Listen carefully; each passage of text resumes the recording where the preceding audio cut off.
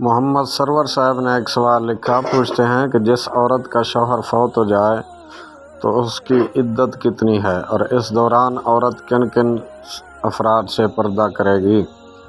بسم اللہ الرحمن الرحیم۔ الجواب بعون الملک الوہاب، اللہم ہدایت الحق والصواب۔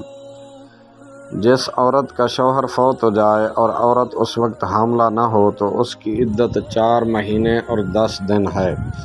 اگر وفات اسلامی ماہ کی پہلی تاریخ کو ہوئی تو چاند کے اعتبار سے مہینے شمار ہوں گے، اور اگر کسی اور تاریخ کو وفات ہوئی ہے تو 130 دن عدت لازم ہوگی، اور اگر عورت حاملہ ہو تو اس کی عدت بچہ جننے تک ہے۔ جیسے ہی بچہ جنے گی عدت مکمل ہو جائے گی، اور عدت کے دوران بھی انہی سے پردہ لازم ہے جن سے عام حالات میں لازم ہے، جیسے غیر محارم، اور جن سے عدت کے علاوہ پردہ لازم نہیں جیسے محرم رشتے، ان سے عدت میں بھی پردہ لازم نہیں ہے۔